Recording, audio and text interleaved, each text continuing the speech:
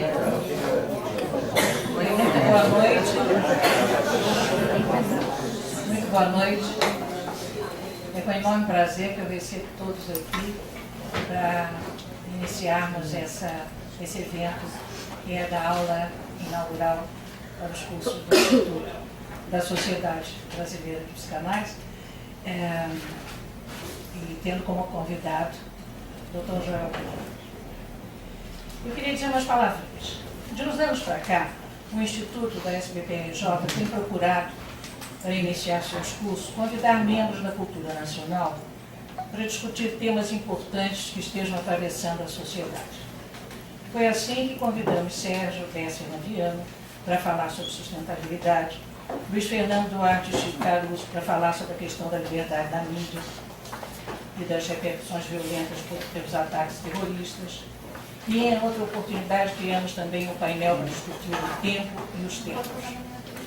Hoje temos como convidado Joel Dino, professor titular do Instituto de Psicanálise da UFRJ, professor adjunto do INS da UERJ, fundador da EDEP e principalmente um psicanalista sempre comprometido com a luta política, ou melhor, um psicanalista que sempre buscou ressaltar do pensamento psicanalítico os elementos que permitiriam manter a chama revolucionária do discurso freudiano.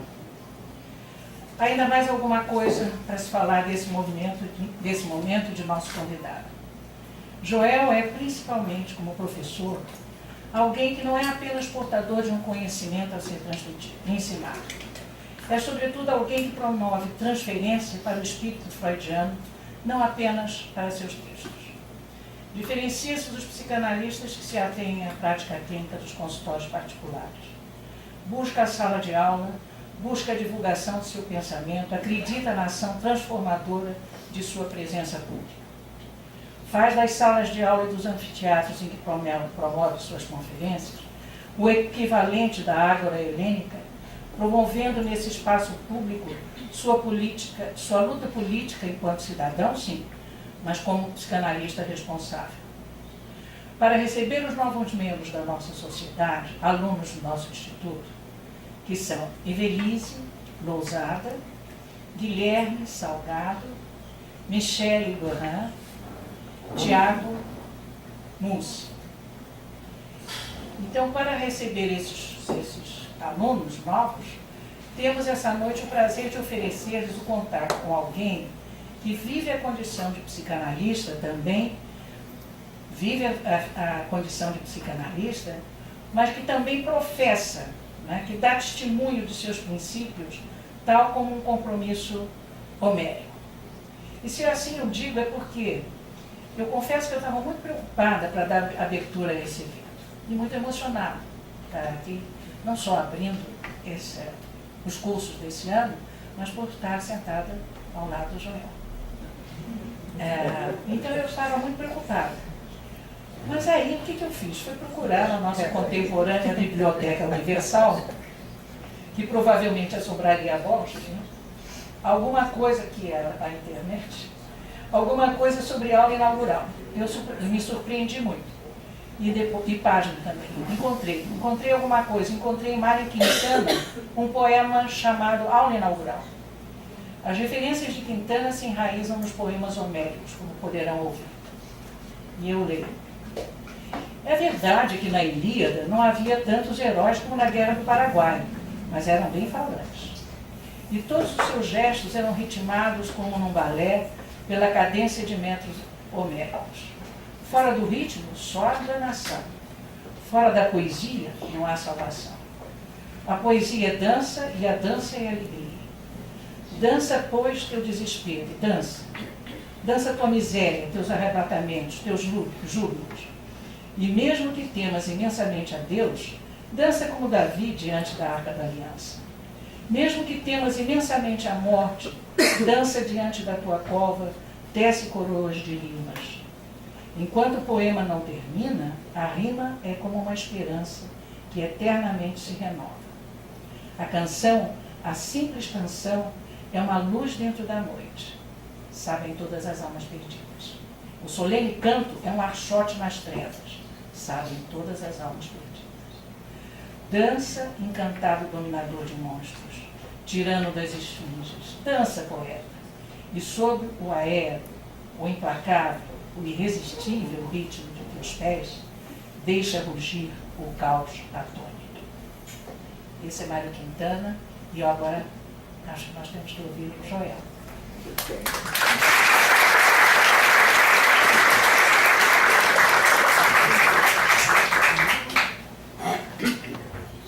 Bem, boa noite a todos. Antes de mais nada, eu queria agradecer a doutora Samir Equilele pela amabilidade desse convite e proferir essa aula inaugural do Instituto Psicanálise da Sociedade Brasileira de Psicanálise. Agradecer também a amabilidade com que ela pronunciou certas palavras a meu respeito, né? E, como eu falei para a Selmi, como primeiro, né, uma forma de falar contemporânea, né, ela me pediu um tema, e eu falei assim, vamos falar então sobre a questão da política no pensamento freudiano, em decorrência da atualidade da questão, né? Isto é, a questão da política. É uma questão de bastante atualidade, não só no Brasil, mas no plano internacional e, sobretudo, nos últimos 20 anos, há uma espécie de imperativo de pensar não só a interrupção da psicanálise com a problemática da política, mas também de que forma a problemática da política ela é imanente ao pensamento psicanalítico, né? Digamos que o que vai estar em questão aqui, nessa tentativa de delinear um certo percurso dentro do pensamento freudiano em torno da problemática do político e da política, né? A nossa visada é sempre uma visada que trata não só da atualidade, da nossa contemporaneidade, mas também trata de uma outra forma de interpelar uma certa versão da psicanálise nessa articulação com a questão da política, né? Então, só para localizar essa atualidade do tema, e essa atualidade do tema é importante por uma razão muito simples, porque o problema não é apenas se nós somos analistas de consultório ou se nós temos uma participação no espaço público, no espaço universitário, digamos assim, né? Mas porque, de uma certa forma,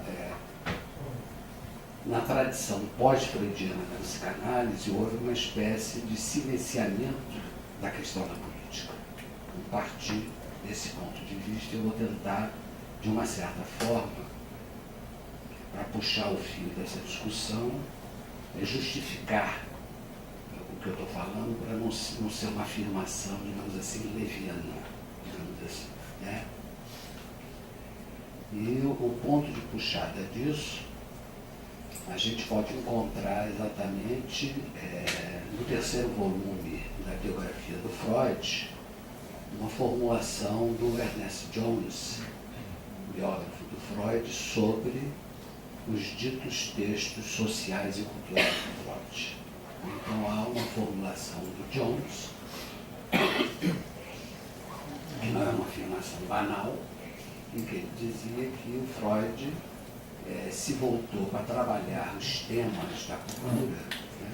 Estou falando dos temas da cultura, do social, porque assim ficou consagrado na tradição psicanalítica certos textos do Freud, né? Então o Ernest Jones falava que o Freud se voltou para trabalhar a questão social e temas culturais, a rigor aquilo não teria acrescentado nada de novo, né, ao pensamento psicanalítico. Isso porque, quando Freud desenvolveu esses temas sociais e culturais, a teoria psicanalítica já estava construída fundamentalmente. Tá? Isto é, se vocês quiserem, introduzir um pouco de humor nessa discussão para ficar mais leve, né? O Freud se interessou por questões culturais e sociais como uma espécie de um sábio velho, né, que já tinha feito o trabalho braçal de construção da psicanálise durante o dia. Na hora da noite do voo de Minerva, ele passou a se interessar, né, por temas sociais e culturais, mas que isso nada teria acrescentado de substantivo à teoria psicanalítica. Né? Se a gente for olhar, né, localizar empiricamente e cronologicamente os textos do Freud, a gente vai ver que essa afirmação do Jones é completamente estapafúrdia. Ela não coaduna com a construção do pensamento do Freud. Por exemplo, moral sexual civilizada e doença nervosa dos tempos modernos. É um texto de 1908, no começo do percurso do Freud. Neurose obsessiva e rituais religiosos, um texto entre 1908 e 1913, início do pensamento do Freud. Totem e Tabu é um texto de 1913. Considerações sobre a guerra e a morte, 1915. Além do princípio de prazer, Psicologia das Massas e Análise do Eu, 1921. Futuro de uma Ilusão, 1927. Enfim, vocês veem, Mal-Estar na Civilização, que é um texto tardio, 1930, né? Mas vocês veem que os textos ditos sociais e culturais do Freud, que eu repertoriei aqui os textos fundamentais, né? Eles se dispuseram ao longo do percurso do Freud. Então, não foram textos produzidos como uma espécie de apêndice de uma obra já construída. Então, essa afirmação do Jones, ela é uma afirmação descabida. Ela não tem consistência empírica, nem tampouco examinando grosseiramente essa cronologia do Freud, né? Mas isso não é o mais importante. O mais importante é que esse tipo de comentário do Jones, ele construiu aquilo que eu chamo de um arquivo na história da psicanálise pós-freudiana. Isso é o mais importante. Eu utilizo a palavra arquivo, dando a ele, inclusive, toda a sua dimensão inconsciente, né? O arquivo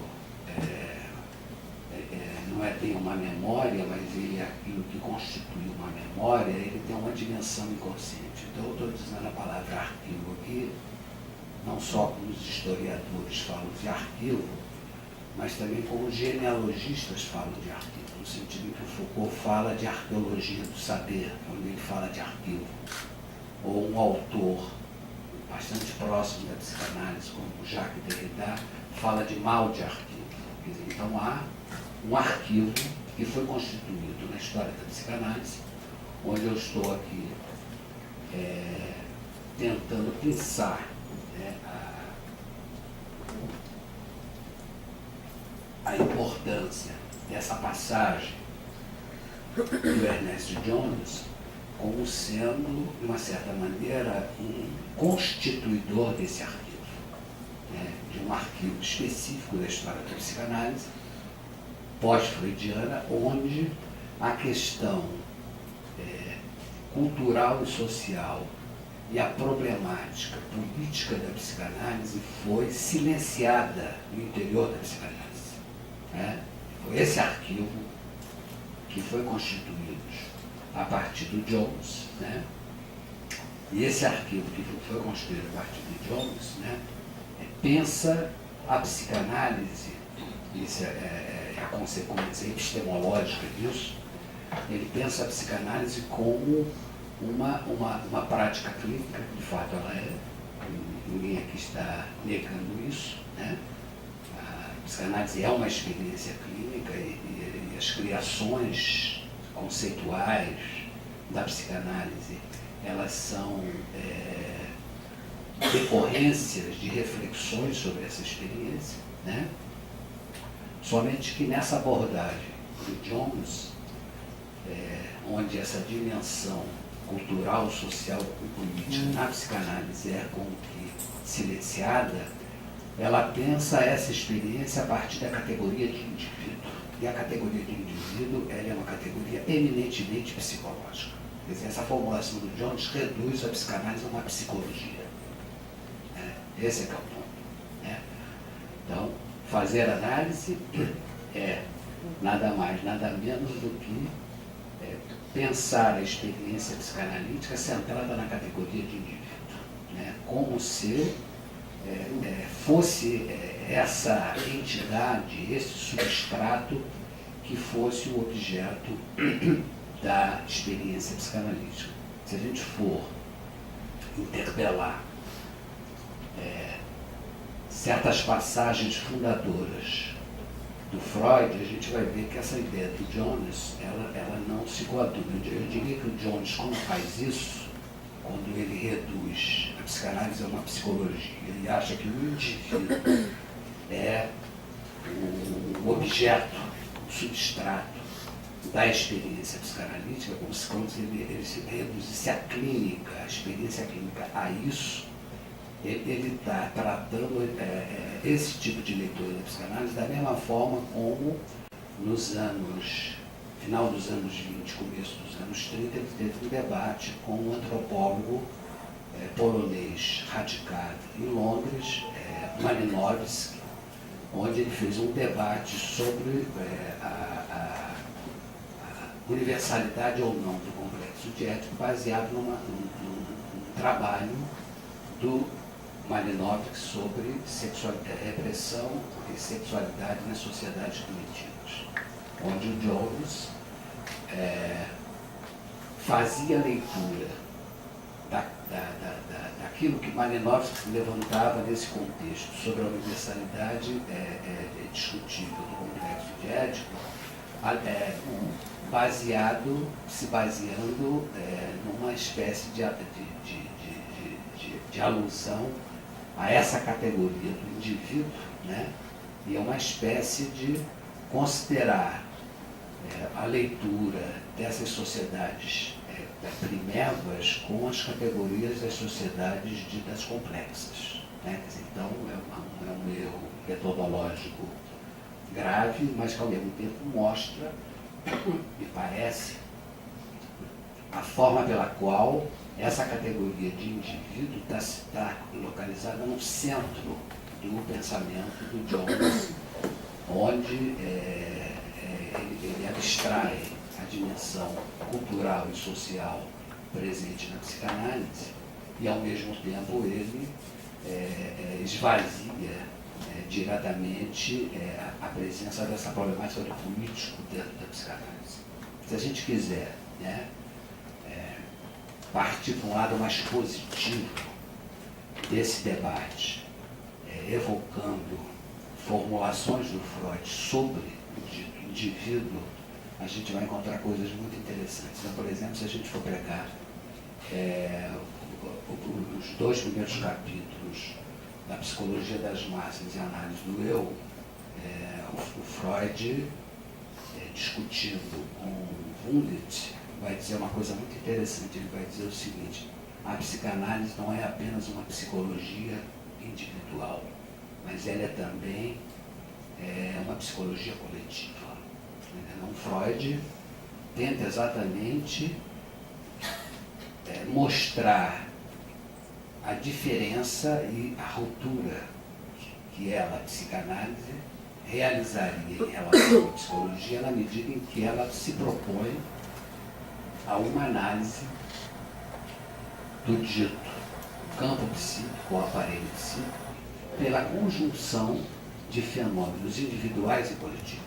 Quer dizer, onde não é possível separar a experiência do indivíduo da experiência dos seus laços sociais, porque é exatamente isso que o Freud diz. O Freud diz o quê? Quando ele fala que a psicanálise conjuga experiências individuais, é uma psicologia individual e coletiva. Ele quer dizer com isso que o campo do analítico, ele trafega entre os processos narcísicos, onde a gente pode ver aí o tal do indivíduo, e os processos autoritários, onde a questão do laço social está colocada. Né? Então, fica muito claro nesse texto do Freud como a problemática social, cultural, política se inscreve no coração mesmo da construção disso que o Freud chama aparência. Né? Eu acho que 30 anos depois, quando Jacques Lacan, no discurso de Roma, né, função em campo da fala e da linguagem de psicanálise, ele define o campo do inconsciente, eu acho que ele está se aproximando, a gente pode tomar isso como um comentário desse texto do Freud, quando Lacan diz que o inconsciente é uma experiência de ordem transindividual.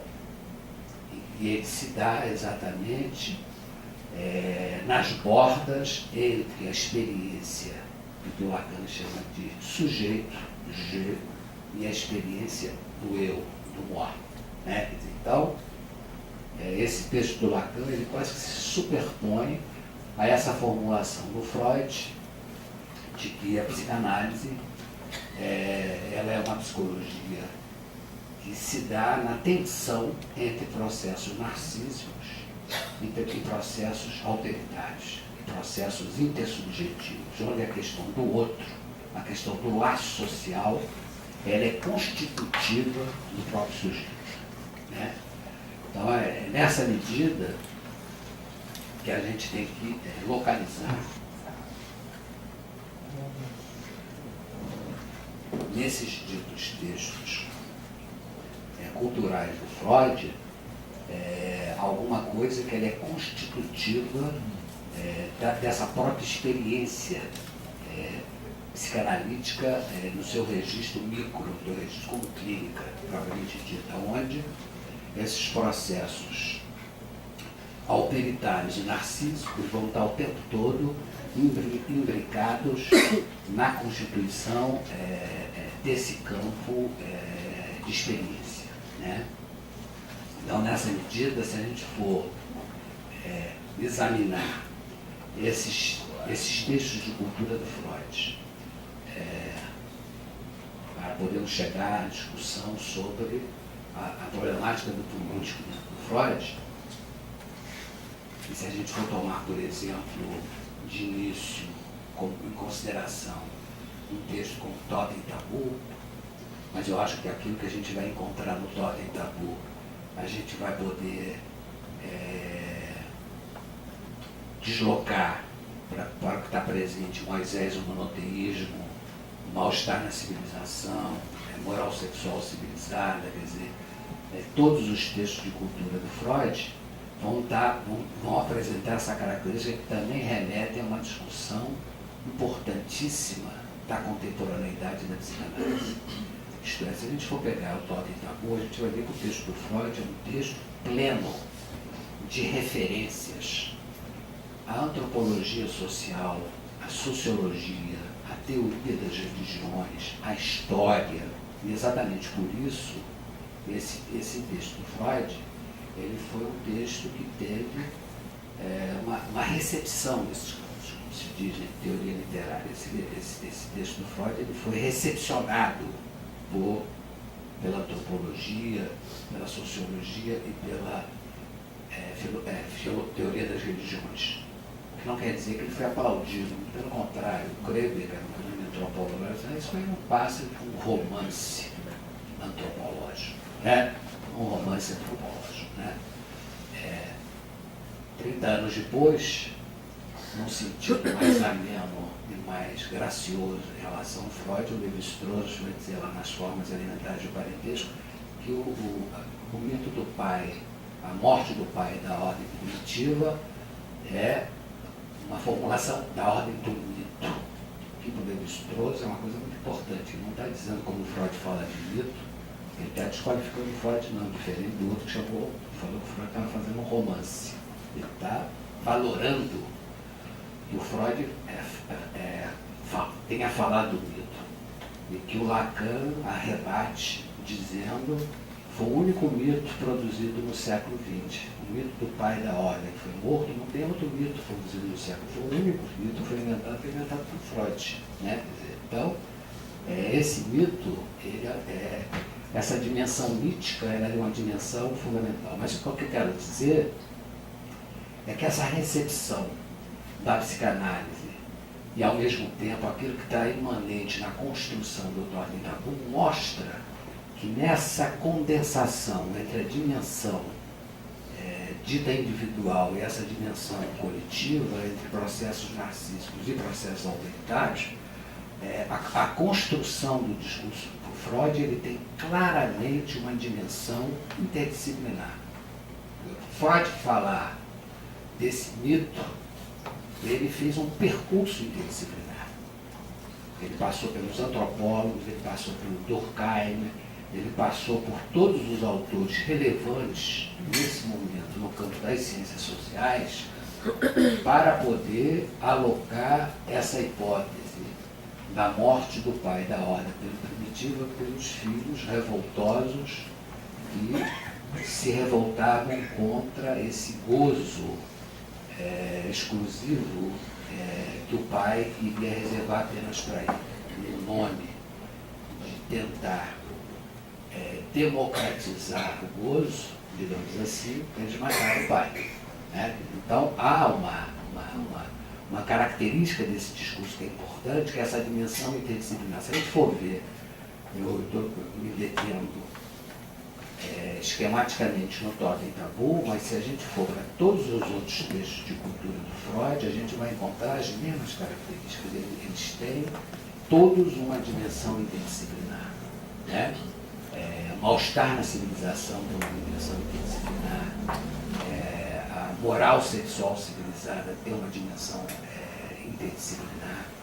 A psicologia das massas tem uma dimensão interdisciplinar. Quer dizer, então, a própria maneira como esses textos foram recepcionados por diversas tradições científicas mostra que na composição dele, essa composição interdisciplinar está colocada. E eu estou falando isso não ingenuamente. Eu estou falando isso pelo seguinte, porque o futuro da psicanálise implica que nós retomemos essa dimensão interdisciplinar da psicanálise. Se a psicanálise quer ter um futuro no século XXI, ela não pode mais recalcar essa dimensão interdisciplinar que faz parte constitutiva do discurso psicanalítico desde a sua fundação. A psicanálise não pode ficar reduzida a uma psicologia, né? Como no dito arquivo que eu estou tentando desconstruir aqui delicadamente nessa apresentação. Né? Então há uma dimensão aí importante, porque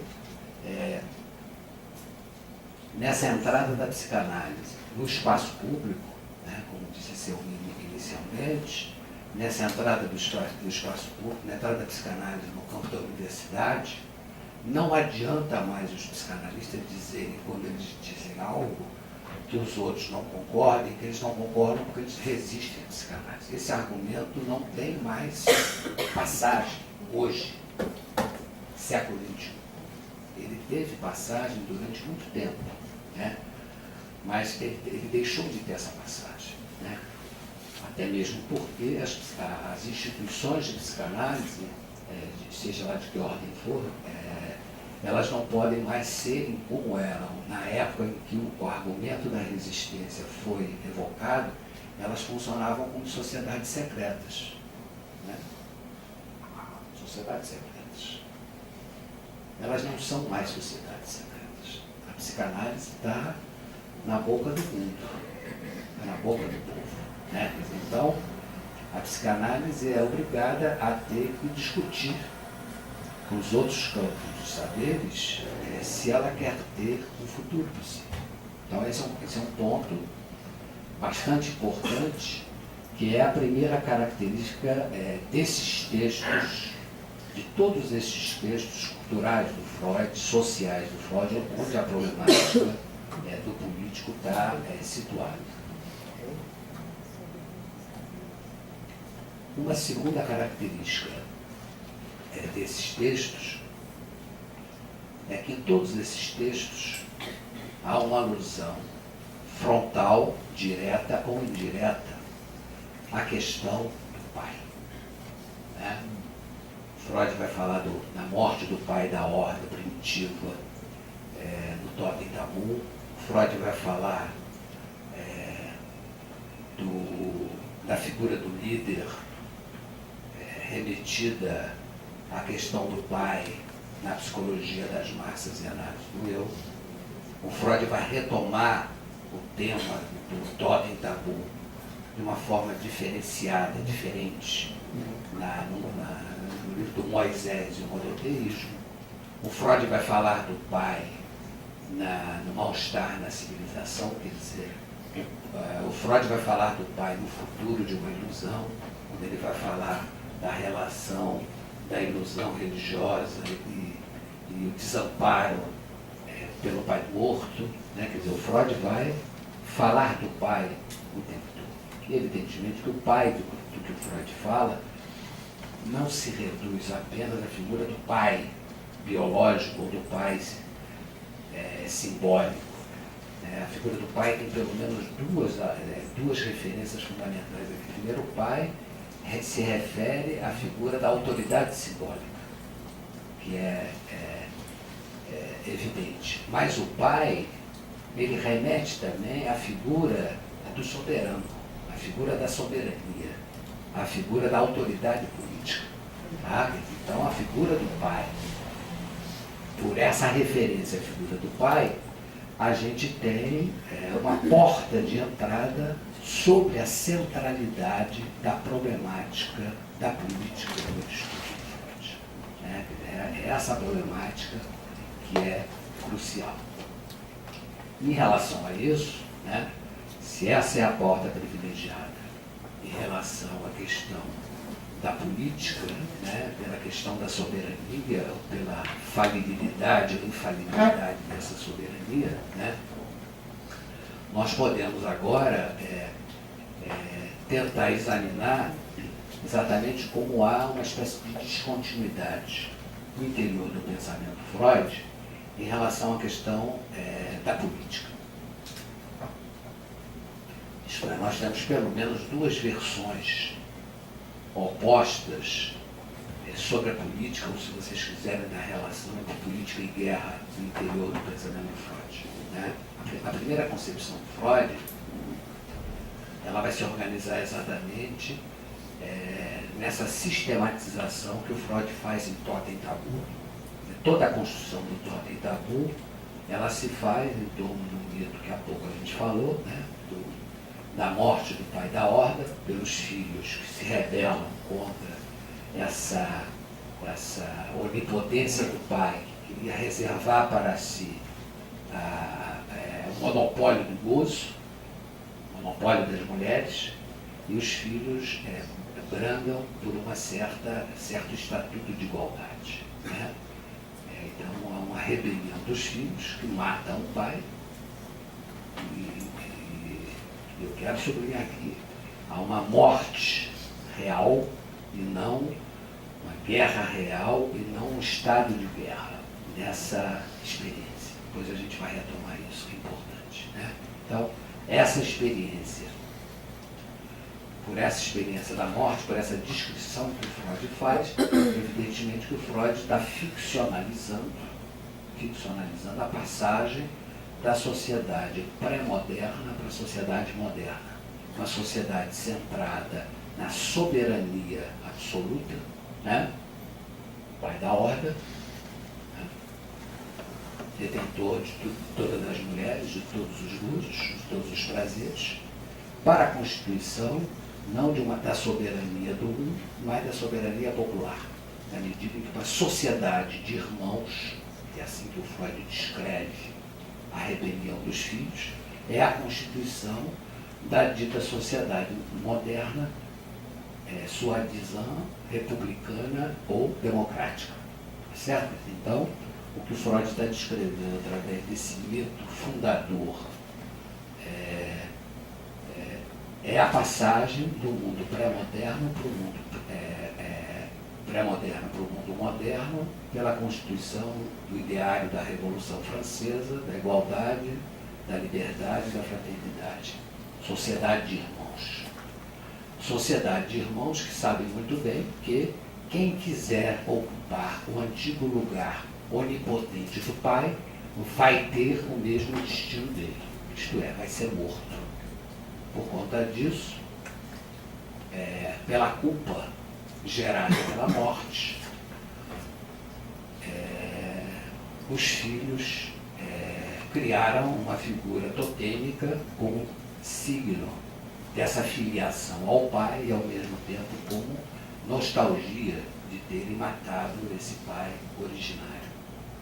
E, ao mesmo tempo, eles ritualizavam essa morte do pai através de festas, para nós brasileiros, carnavalescas, né? Como forma de você matar para, durante 3 dias, depois você reinverte e volta ao sistema de organização onde o interdito de matar está impedido.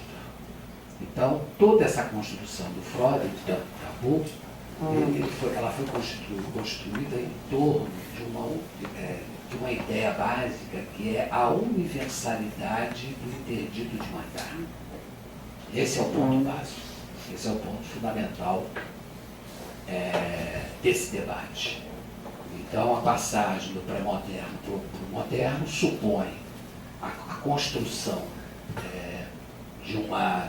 desse interdito de matar. Esse interdito de matar, ele é inconsciente, ele é universal, evidentemente, né?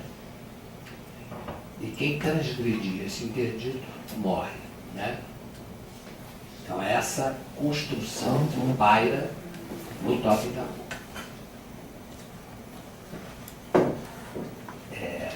Nessa construção que paira no top da rua,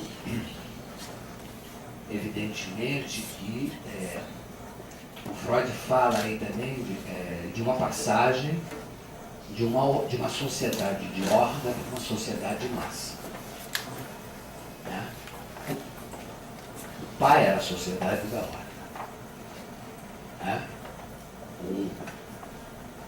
A passagem do pré-moderno para o moderno implicou no deslocamento de uma sociedade de horda para uma sociedade de massa. Então, Freud supunha que, a partir desse interdito de matar, né, os sujeitos seriam disciplinados e que ninguém ousaria matar, querer ocupar o antigo lugar do pai, querer ser um déspota. Né? Isso não se fazia, principalmente, pela experiência da força. Né? Isso se fazia, sobretudo, e esse é que é o ponto importante, de uma maneira mais sutil, pela experiência da culpa. Isto é, o Freud inventou uma forma de pensar que os laços sociais que interditavam esse desejo de matar, eles eram regulados pela culpa. A morte que eu realizei e que, supostamente, na fantasia, eu gostaria de repetir. Né? Então, é a culpa o grande operador dessa construção freudiana. É a questão da culpa. Né? Resta localizar agora, e aí a gente vai entrar num debate do Freud com a tradição da filosofia política, como é que o Freud concebia essa culpa. Né? Eu vou remeter vocês para um texto que vocês conhecem bem, que é os 3 ensaios sobre a teoria da sexualidade, na passagem que o Freud fala do que ele chama de pulsão de domínio. Né? O Freud imagina uma situação originária onde o bebê, né, se dirige ao objeto né? Com uma certa avidez de satisfazer as suas demandas, a sua fome, né? E que nesse embalo de querer obter a satisfação desse tipo de falta ou de carência, ele machuca o objeto. O objeto é ferido nessa ação de domínio, né? E o Freud então descreve que na medida em que o objeto é ferido pela pulsão de domínio, no retorno da pulsão para o interior do corpo, o que acontece? Acontece uma experiência de culpabilização por ter ferido o objeto que te alimentou. Essa é a construção do Freud, né? E o Freud aí está descrevendo basicamente que a pulsão de domínio é um movimento sádico e que no retorno da pulsão sádica para o interior do corpo há uma transformação do sadismo no masoquismo e que o inconsciente é masoquista. Isso que o Freud está descrevendo, né? Se somos leitores razoáveis do Freud, digamos que é isso que o Freud está dizendo. O inconsciente é masoquista, né? E ele, o interdito de matar, está exatamente marcado nessa marca constitutiva do inconsciente. Muito bem. Então, quando Freud faz essa formulação, que é a culpa, que é aquilo que regula o interdito de matar, que é a culpa que é constitutiva do lado social, o Freud está retirando essa formulação e a formulação da sua pulsão de domínio de um autor do século, final do século XVIII, começo do século XIX, se chama Rousseau. Aquilo que o Freud faz é bastante próximo daquilo que Rousseau desenvolve no discurso sobre as desigualdades entre os homens, né? O Rousseau faz parte do grupo dos filósofos contratualistas do século XVIII, né? Dentre os quais Hobbes e Locke, né? Hobbes com seu Leviatã, Locke com seu segundo tratado sobre o governo, Rousseau em diferentes obras, mas essa é uma das obras em que o Foucault, Rousseau, desenvolve a categoria de piedade. Diferentemente dos outros contratualistas, diferentemente de Hobbes, a formulação do Rousseau é que o sujeito abre mão da violência do estado de natureza, aquilo que o Freud chamaria da sociedade de horda, né? Ele fica com piedade do outro, né? Então a categoria de piedade, ela é o equivalente no texto do Rousseau da categoria de culpa do Freud. O que quer dizer que o Dr. Freud tirou a ideia de pulsão de domínio nesse movimento do sadismo para o masoquismo desse esquema do Rousseau, quer dizer isso. E deu a isso um tratamento metapsicológico, né? Estou dizendo que o Freud roubou uma ideia do Rousseau. Ele reconfigurou essa ideia num contexto metapsicológico, né? Então, o que quer dizer que o primeiro modelo do Freud sobre política é um modelo rousseauista, né?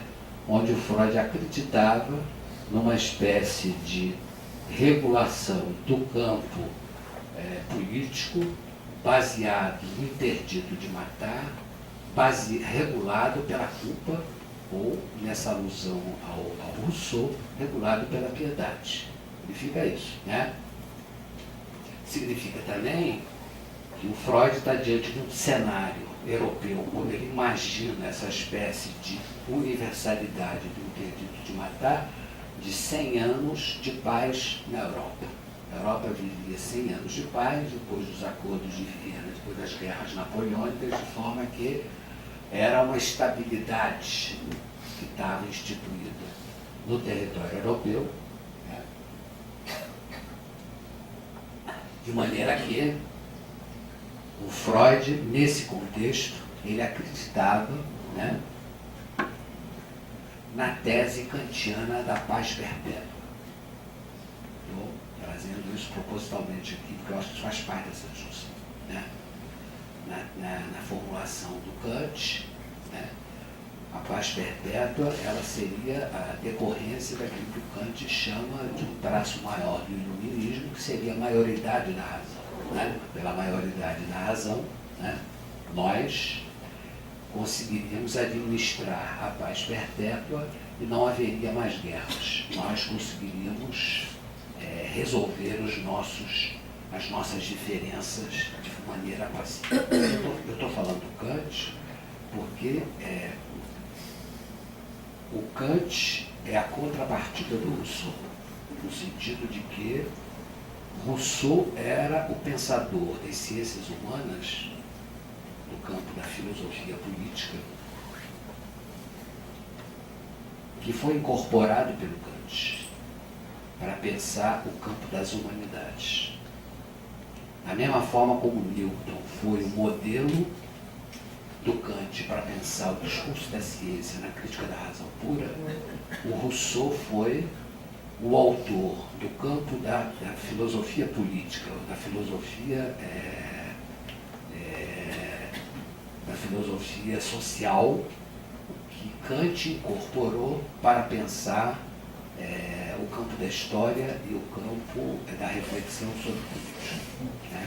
Então, eu estou tentando mostrar como o Rousseau é uma espécie de mediação, ao mesmo tempo aquilo que o Freud foi buscar a articulação para pensar a pulsão de domínio, e ao mesmo tempo o Rousseau é aquele que remete a Kant. Os interessados em ver essa relação do Rousseau e Kant podem consultar um historiador alemão da filosofia chamado Cassirer, que tem uma obra importante sobre Kant e Rousseau, onde vocês vão encontrar essas indicações que eu estou colocando. Então, muito bem, quer dizer, então Freud está situado nessa primeira versão, baseado nessa paz perpétua, baseado na universalidade da culpa, baseado na universalidade do interdito de matar, né, quando estoura a Primeira Guerra Mundial. Quando estoura a Primeira Guerra Mundial, o Freud, como todos os seus contemporâneos, caiu do cavalo. Né? Não o cavalo do Napoleão, né? Napoleão voltou, né? Então Napoleão estava a cavalo. Então o Freud caiu do cavalo. Né?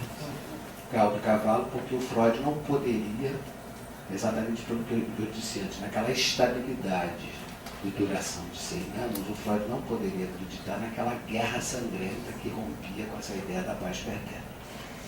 Né? Então o Freud via lá se deflagrarem entre si, né?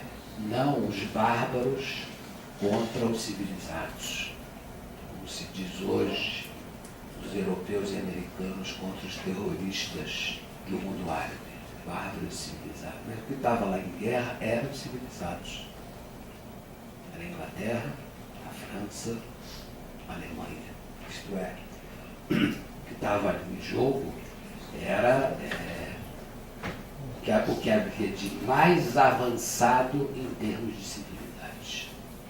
E é nessa medida exatamente o que tinha de mais avançado em termos de civilidade, se degladiando daquele jeito, onde houve uma grande mortandade, que até hoje espanta os historiadores, e sobretudo a utilização de armas químicas, quer dizer, tecnologia avançada, uma série de coisas novas que tornaram a mortandade maior e, sobretudo, a mortandade das populações civis.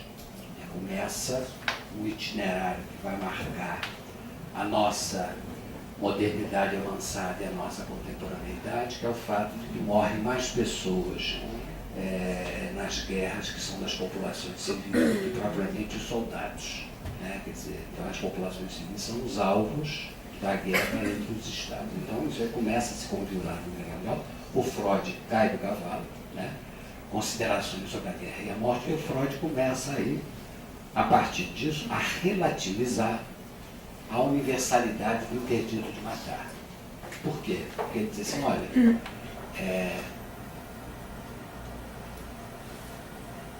O interdito de matar não pode ser universal porque ele é interditado apenas em tempos de paz. Porque no tempo de guerra ele é autorizado. Esse é o argumento do Freud. O que Freud está dizendo? Que ele não pode pensar esse interdito sem considerar o lugar do Estado, como autorizador ou como interditor. Quer dizer, é o Estado que autoriza e é o Estado que interdita. Quer dizer, então, a tese da universalidade do interdito de matar começa a cair por terra, que estava no arcabouço do Tottenham. Estou querendo dizer. Eu vou querer dizer para vocês agora que a caminhada do Freud para pensar a questão da política, ele vai ser uma desconstrução das teses do Tottenham. Freud vai caminhar exatamente nessa direção. E o Freud começa nesse texto sobre questões atuais sobre a guerra e a morte, 1915, onde inclusive ele diz, complementando esse cenário meio catastrófico, das grandes potências civilizadas lutando entre si, o Freud começa a colocar em questão, de uma maneira mais sistemática, o paradigma evolucionista, que de uma forma ou de outra, de uma forma namorável eventualmente, onde ele diz, não são os primitivos que são os bárbaros somos nós civilizados. Porque os ditos primitivos não matam os outros com essa barbaridade que nós ocidentais mostramos fazer nessa guerra que está acontecendo agora. Então Freud inverte, dizendo que existe uma ética na guerra, na experiência primitiva, que não existe na experiência civilizada ocidental. Então Freud faz essa primeira formulação, Freud vira o jogo, começa a desconstruir o toque e tabu, e não é por acaso que, além do princípio do prazer, 5 anos depois, ele pensa um novo dualismo pulsional centrado entre pulsão de vida e pulsão de morte. Pulsão de vida e pulsão de morte, onde ele vai forjar em seguida uma concepção muito importante do que ele vai chamar de pulsão de destruição.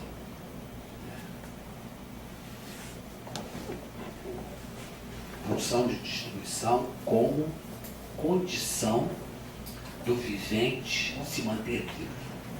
Essa é a especificidade. Isto é, a partir da formulação da hipótese da pulsão de morte, em 1920, em 1924, Freud vai retomar essa discussão da pulsão de vida e pulsão de morte no texto dele sobre o problema econômico do masoquismo, onde ele vai dizer que, exatamente, há uma bipolaridade entre pulsão de vida e pulsão de morte, e que é preciso uma expulsão da pulsão de morte, para que o vivente possa sobreviver. Então, Freud fala de um certo paradoxo inerente à manutenção da vida. Quer dizer, a condição de manutenção da vida é que eu expulse a pulsão de morte como pulsão de destruição, quer dizer, como fonte de violência, como condição de manter a vida. Então, há uma inversão importante nesse contexto, porque essa pulsão de destruição que eu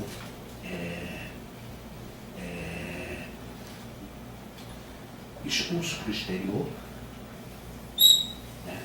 a pulsão de morte sob a forma de pulsão de destruição vai ser a fonte da violência, e por outro lado, como nem toda pulsão de morte ela é expulsa, vai permanecer um resto dentro do aparelho psíquico que vai ser a fonte do que o Freud vai chamar das diferentes modalidades de masoquismo. Então, Freud aí está delineando aquilo que ele vai desenvolver o mal-estar na civilização, que ele vai entender como mal-estar, mal-estar moderno, que é um mal-estar que está centrado entre a destrutividade e o masoquismo. Os dois. Essas são as duas matérias-primas do dito mal-estar moderno. Né? Vejam bem, não está mais em jogo no mal-estar moderno a questão da sexualidade, como Freud sustentava a moral sexual civilizada, a doença nervosa do corpo moderno, como Freud acreditava que o mal-estar era um produto da repressão do recalque da pulsão sexual.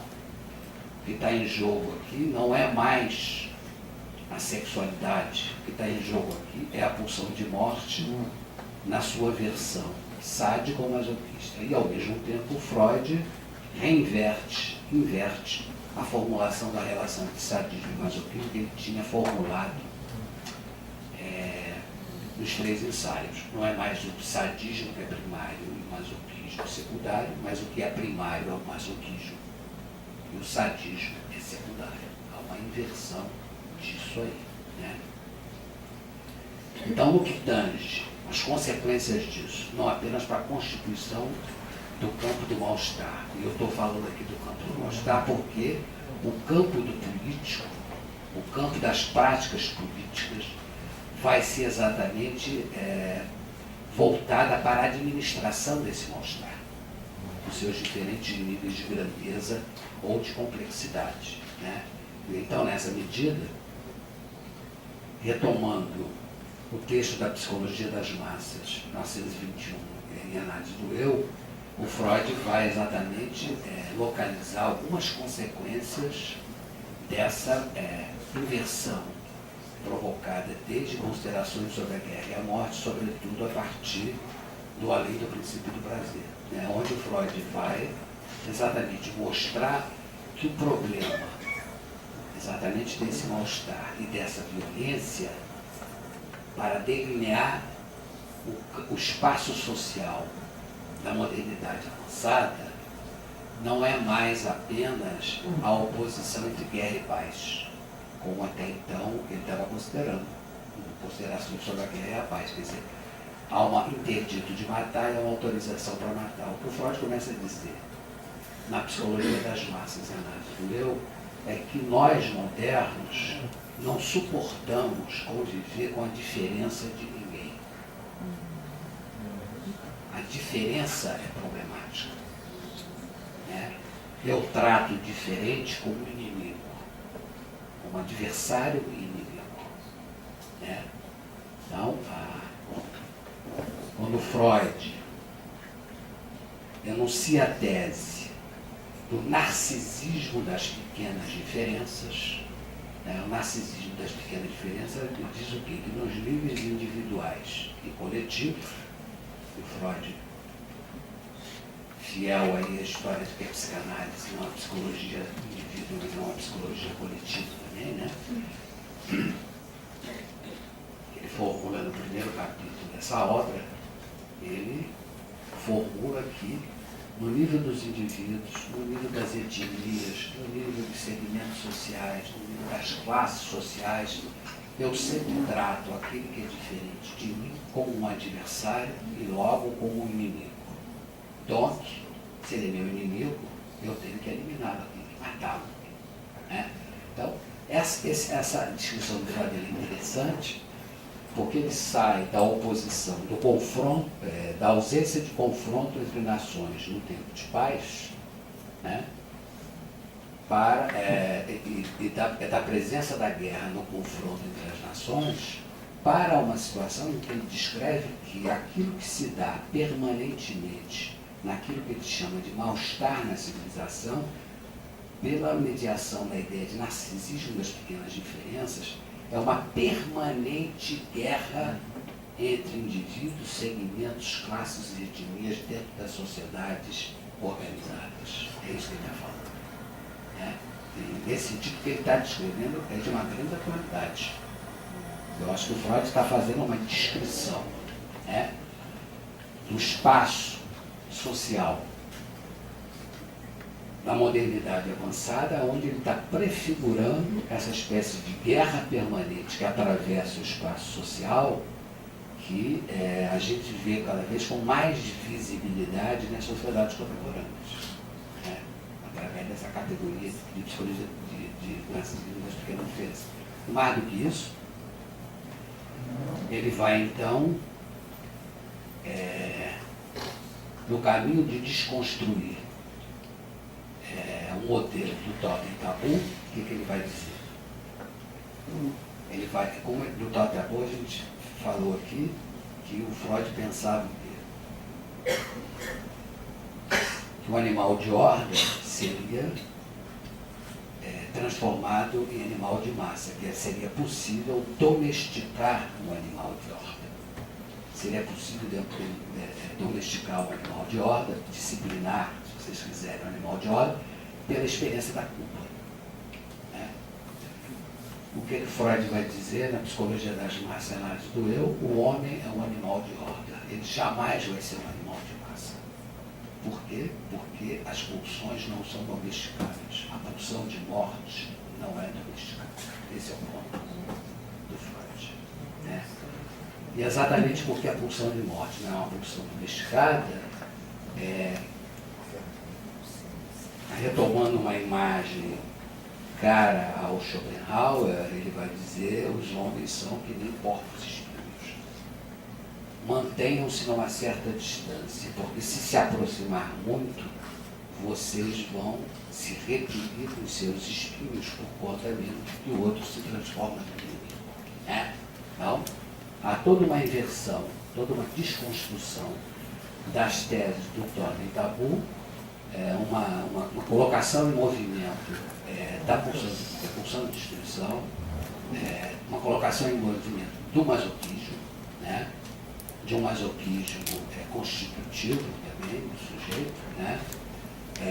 De forma que a partir desse tipo de formulação o Freud vai exatamente na análise com fim, análise sem fim, análise terminária e interminária, se vocês quiserem, ele vai dizer que existem 3 práticas sociais impossíveis a partir dessa configuração que está traçada aí. O que é impossível? É impossível educar, é impossível governar e é impossível psicanalizar. 3 práticas impossíveis. Impossível por quê? Porque a pulsão não é domesticada. Porque é impossível domesticar a pulsão. Essa condição da horda, ela está representada pela ideia de pulsão. A pulsão não é domesticada, né? Por isso mesmo, algo na prática pedagógica, na educação infantil, ela escapa à possibilidade de educação, porque há algo dentro da criança, né, do corpo infantil, que se rebela contra toda e qualquer prática pedagógica. Né? Há um rebelde ali na criança. A governabilidade é impossível exatamente porque os cidadãos, né, nos seus confrontos, nos seus narcisismos das pequenas diferenças, nessa condição de animal de horda dos cidadãos, né, eles vão tornar a governabilidade uma prática no limite do impossível. E a psicanálise, ela se torna uma prática impossível por quê? Porque a gente não vai poder curar as pessoas, erradicar, né, o conflito permanente entre pulsão de vida e pulsão de morte, que é permanentemente relançado. A gente pode reconfigurar, a gente pode encontrar outros destinos para as pulsões, não é isso? A gente pode encontrar outras maneiras para falar disso, mas a gente não vai efetivamente, não vai exatamente conseguir curar no sentido médico, terapêutico ou psicológico do termo, que se queira dar o termo curar. O modelo da cura médica não é um modelo transportável para a psicanálise por conta disso. Né? E é interessante isso, porque essa discussão, eu comecei com um arquivo inconsciente da psicanálise através do Jones, vou trazer o arquivo da psicanálise com o análise com fim sem fim. Porque nesse texto do Freud, o Freud começa o análise terminável se perguntando exatamente sobre isso, sobre o que é o fim da análise. Né? É possível ter critérios para o fim da análise? Né? A análise tem um fim, ou a análise é infinita, né? Ou a análise é interminável. Né? Essa é a discussão do Freud. O Freud levanta essa questão como resposta ao Congresso Internacional de Psicanálise, que aconteceu em 1936 na França, em Marienbad, cujo tema era os critérios de cura em psicanálise. Esse era o tema. Né?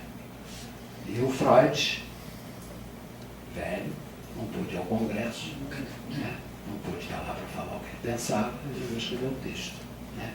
Como resposta a esse Congresso. Se vocês forem ler o texto do Freud, vocês vão ver que o Freud vai falar disso já no comecinho. Ele vai dizer assim, olha, os analistas estão muito interessados em se perguntar sobre o que é cura em psicanálise. Né? Falando do Congresso. Né?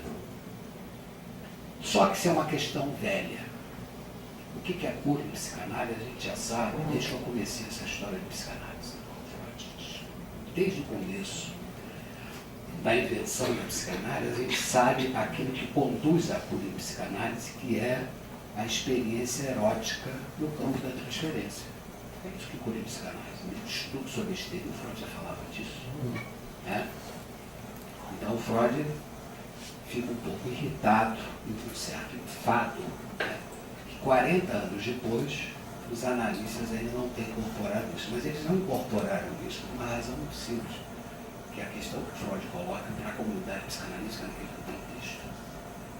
Mais importante do que perguntar o que cura em psicanálise, porque a gente já sabe disso há 40 anos, é o que impede, né, que essa cura aconteça, que é o trabalho da pulsão de morte, da pulsão de destruição, desse masoquismo, né, erotizado, seja como masoquismo erógeno, como masoquismo moral, como masoquismo feminino. É isto. A questão é essa. Essa é a questão do Freud. Terceira questão, né? Que o Freud também diz nesse texto. Né? Por isso que essas questões estão imbricadas. A comunidade psicanalítica, uma parte significativa da comunidade psicanalítica, não me acompanhou na nova teoria do dualismo funcional. Né? Então, de uma certa forma, o Freud está atribuindo a essa espécie de busca de critérios terapêuticos da psicanálise e não as considerações paradoxais da psicanálise como uma prática do impossível, a não consideração por essa uma parcela dessa comunidade psicanalítica, efetivamente disso que há de não domesticável na pulsão ligada à pulsão de morte. É isso que o Freud está dizendo. Né? Olha, esse texto ele fala de muitas coisas importantes que concernem a nossa contemporaneidade. Então, se a gente for, para fechar agora, que eu já falei muito tempo, o desdobramento disso. Essa formulação final do Freud, após a Primeira Guerra Mundial, o percurso conceitual que eu sintetizei até agora, ele vai numa direção de que